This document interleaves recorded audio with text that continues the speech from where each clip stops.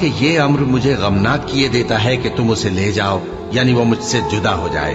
اور مجھے یہ بھی خوف ہے کہ تم کھیل میں اس سے غافل ہو جاؤ اور اسے بھیڑیا کھا جائے۔ وہ کہنے لگے کہ اگر ہماری موجودگی میں کہ ہم ایک طاقتور جماعت ہیں اسے بھیڑیا کھا گیا تو ہم بڑے نقصان میں پڑ گئے۔ اور جب وہ ان مقامات سے داخل ہوئے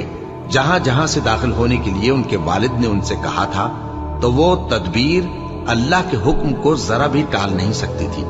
ہاں، وہ یعقوب کے دل کی خواہش تھی جو انہوں نے پوری کی تھی، اور بے شک وہ صاحب علم تھے کیونکہ ہم نے ان کو علم سکھایا تھا، لیکن اکثر لوگ نہیں جانتے۔ اور ان کے پاس سے چلے گئے اور کہنے لگے کہ ہائے افسوس یوسف پر، ہائے افسوس، اور رنج و الم میں ان کی آنکھیں سفید ہو گئیں اور ان کا دل غم سے بھر رہا تھا۔ بیٹے کہنے لگے کہ واللہ آپ تو یوسف کو اسی طرح یاد ہی کرتے رہیں گے یہاں تک کہ آپ گھل جائیں گے یا جان ہی دے دیں گے۔ انہوں نے کہا کہ میں تو اپنے غم و اندوہ کا اظہار اللہ سے کرتا ہوں،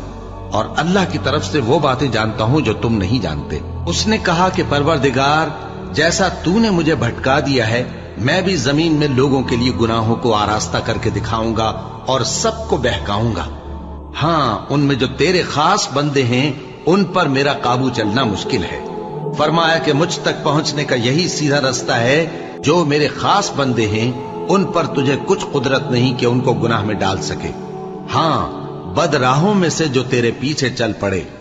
اور ان سب کے وعدے کی جگہ جہنم ہے۔ ہم نے کفار کی کئی جماعتوں کو جن کو فوائد دنیاوی سے نوازا ہے، تم ان کی طرف رغبت سے آنکھ اٹھا کر نہ دیکھنا اور نہ ان کے حال پر رنج و غم کرنا، اور مومنوں کے ساتھ تواضع سے پیش آنا، اور کہہ دو کہ میں تو علانیہ ڈر سنانے والا ہوں، اور ہم ان کفار پر اسی طرح عذاب نازل کریں گے جس طرح ان لوگوں پر نازل کیا جنہوں نے تقسیم کر دیا، یعنی قرآن کو کچھ ماننے اور کچھ نہ ماننے سے ٹکڑے ٹکڑے کر ڈالا۔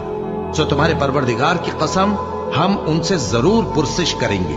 ان کاموں کی جو وہ کرتے رہے، اور ہم جانتے ہیں کہ ان کی باتوں سے تمہارا دل تنگ ہوتا ہے، تو تم اپنے پروردگار کی تسبیح کہتے اور اس کی خوبیاں بیان کرتے رہو اور سجدہ کرنے والوں میں سے ہو جاؤ، اور اپنے پروردگار کی عبادت کیے جاؤ یہاں تک کہ تمہاری موت کا وقت آ جائے۔ اور اللہ ہی نے تم کو تمہاری ماؤں کے شکم سے پیدا کیا اس حال میں کہ تم کچھ نہیں جانتے تھے، اور اس نے تم کو کان اور آنکھیں اور دل اور ان کے علاوہ اور اعضاء بخشے تاکہ تم شکر کرو۔ جو شخص ایمان لانے کے بعد اللہ کے ساتھ کفر کرے، وہ نہیں جو کفر پر زبردستی مجبور کیا جائے اور اس کا دل ایمان کے ساتھ مطمئن ہو، بلکہ وہ جو دل سے اور دل کھول کر کفر کرے،